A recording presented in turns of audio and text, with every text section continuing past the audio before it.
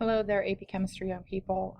Today we're going to be talking a little bit more about chemical equilibrium. In lab today, you were looking at this idea of achieving a balance. That means when you were putting water into one graduated cylinder and putting water into the other, you always got the same amounts in both. That's an equilibrium. Basically, when you have both reactions occurring in the same way all the time. So let's talk a little bit more of that and explore that. So far with reactions, we know that we've looked at the reactions that go to completion. We've used stoichiometry for calculations of many quantities, and we've looked at the rates of reactions. So far we've done that with reactions. Now we need to look at how reactions can be reversible. Thus far we've assumed reactions always go to completion, but in reality most reactions are in states of equilibrium. They never go to complete completion. So we talk about it in terms of this. Basically, what's happening going forward, that means from reactants to products, the rate that happens, or the way that happens, is equal to the rate that it is happening going in the reverse direction. So very few times do we have all the reactants forming complete products. What we usually have is reactants forming products to a certain point, and then when they reach a certain concentration, then that stops happening, and you get a place where the concentration of both of those will never change unless you put a stress on the situation. So that's what we're talking about when we're talking about equilibrium. When we don't change the concentration or the pressure of reactants or products overall, they stay at a static position no matter what, unless you put a stress on the situation, and we'll be talking all about that. So vapor pressure is one of these examples. If we look at these two containers, we can see that the container over here on the left has water in it that just got stoppered. And you can see that molecules of water are going to escape into the flask. And then the flask on the right, you can see that the water level has dropped some, but you also see that there are molecules of water. And you can see a situation where molecules of water are coming out and molecules of water are going back into liquid form. So as molecules are bouncing around, some return to liquid form after they lose energy, and some gain enough energy to become gaseous. If you think about a soda, the same thing happens. Think about a 2-liter bottle of soda. When you have a 2-liter bottle of soda, it's nice and hard before you open it up. You crack that open, and the soda bottle becomes soft. It becomes pliable. You can squeeze it. Well, when you put the cap back on it again, it eventually will become hard again until you reach a point in which you have no more gas to become hard. But if you're just taking a single glass out of a 2-liter bottle and you're capping it back, that bottle is going to get hard again. Why? Because the space on top of the soda has to fill up with carbon dioxide to a certain point. And where does that carbon dioxide come from? It comes from inside the soda. So it escapes until no more can escape, and that's why the bottle feels hard on the outside. So evaporation begins, and we can see that on the right, and over time the system undergoes evaporation and condensation at the same rate, and so you see that on the right hand flask. So the left hand flask you see evaporation beginning, and on the right hand flask you see that evaporation and condensation are happening at the same rate. That's why we have these particles right here. We've got 1, 2, 3, 4, 5, 6 particles, 3 of which are coming back into liquid state and 3 of which are going into solid state. So we've reached an equilibrium where the particles are going back and forth in an equal way. Okay, dissolving and crystallization do the same thing. When you're dissolving something, you reach a point at which no more can go in, no more can reach into solution. So when we get to that point, basically that's what we call a saturated solution. So what we have is some of those molecules are escaping into the solution, while some of the solution molecules are escaping back and becoming a solid. But there's equal amount of solid on the bottom that there was before at all times, and equal amount of ion or substance inside the liquid as well. Okay? So you can see another example of this. It's really temperature dependent. So if we look, we have a beaker that is filled with ice water over here on this side, and we have a beaker that is filled with hot or boiling water over here on this side. And we have 3 flasks. Now the 2 on the side are smaller than the one in the center, but ultimately these all have the same thing in them. They have this substance, and they have this NO2 is dark brown.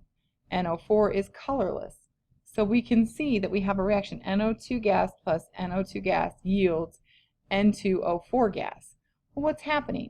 Well, as we get cold, we see that the flask gets lighter than the middle one, meaning that there's less N2O4 and there's more, there's less NO2, the dark brown, and there's more N2O4, so it gets lighter. So the reaction is adjusted based upon the temperature. Then here at room temperature, we see it's darker than this one. Well, that means that there's a lot more NO2 in the flask than there is in this one. This one has more NO2 and less N2O4. And then finally, in this flask, we can see it's very dark brown. Very dark brown. And since it's very dark brown, that means that there's more NO2 in that flask than N2O4. So ultimately, at room temperature, we end up somewhere in between. There's sort of the equilibrium. When we disturb the situation by making it cold or making it hot, we disturb the equilibrium and it has to re-equilibrate. So when we add a stress, it will reach an equilibrium again, but the equilibrium is different than it was at a different temperature. Okay? So equilibrium defined. It's the concentration of products and reactants that are remaining the same over time. So anytime after equilibrium is reached, the products and the reactants will have the same concentration or pressure over time. The reaction is reversible. You can go in both directions, and as a matter of fact, that's what is happening. Products are creating reactants, and reactants are creating products when we reach equilibrium. There's a constant dynamic going on there. It's not static. The rate of the forward reaction equals the rate of the reverse reaction. So that means those rate constants are going to be equal, and that's what's creating equilibrium there. Okay? It's dynamic. It looks the same. So if you're looking at it, it looks the same, and it never seems to change. But in fact, we know that particles are always in motion. So at a macroscopic level, on the level that we can see with our eyes, it's static. It doesn't look like it's changing at all. But on the microscopic level, on the level of the atom, it's constantly changing because there are atoms constantly moving and gaining energy and losing energy. So it's all dependent upon the energy of atoms. And it is actually a dynamic system, a system in which it will change. Okay, so here we go. Here's the graph of equilibrium. We can see that we have reactants up here, we have products up here. So the reactants come down until they flatten out and they reach a point, and then the products come up until they flatten out. Well, if we look at this, is there equilibrium right here? Well, the concentrations are still changing right here. This one is still decreasing, this one is still increasing. So they're not at equilibrium right there. When do they reach a point of equilibrium? Well, they reach a point of equilibrium somewhere about right, oops, I'm sorry, let's go back. Somewhere about right, trying to make sure I have the right color. Somewhere about right here, they reach an equilibrium. It's where the two lines flatten out. Well, maybe a little further over, but you get the idea that they're reaching an equilibrium where the two lines flatten out, where no longer are the concentration of these two things going to change. As we continue over time, these two things are going to remain exactly the same, and they will completely flatten out. Okay, so we are looking at the same graph that we have, and we want to explain the graph a little bit. So what's happening to the products? We can see that the products are starting off at a low concentration, and they're increasing their concentration until they flatten out right here. At this point, they're no longer increasing their concentration.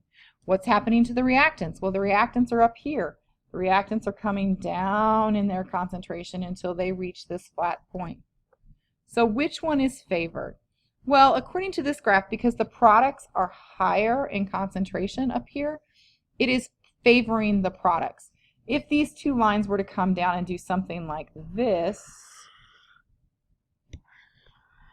that would favor the reactants because the reactants never go completely enough away and the products never get high enough. So we're favoring the reactants here. But in the case of the blue line, we're favoring the products. So different reactions have different equilibrium. Different reactions have different equilibria. So each reaction has a separate equilibria that we have to look at.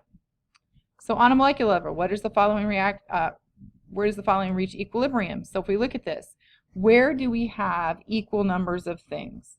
So we see 1, 2, 3, 4, 5, 6, 7 of those. 1, 2, 3, 4, 5, 6, 7 of those. Here we go. Oh, now we've had a reaction. So this is the beginning. This is CO and H2O. And as we proceed along the way, here we go. We have H2. Okay, we have still H2O, and then we have CO2 here. So we have something happening here. But how many products do we have?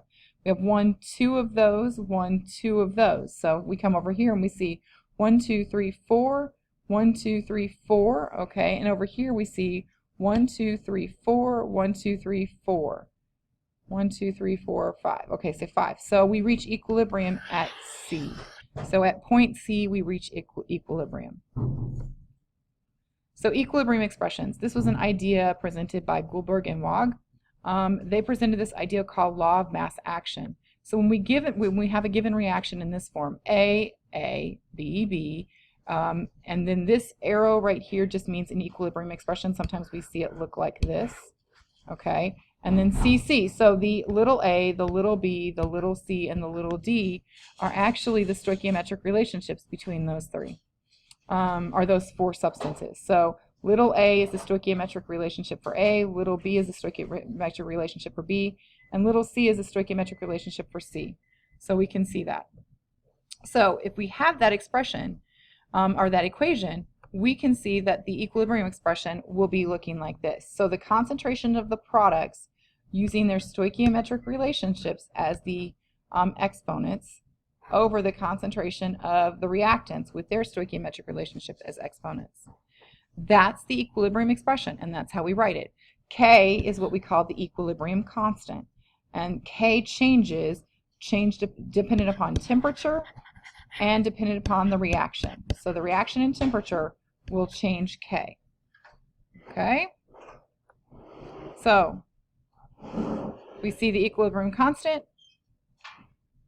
We see you must use concentrations unless you're given something else, and we'll talk about that in just a few minutes.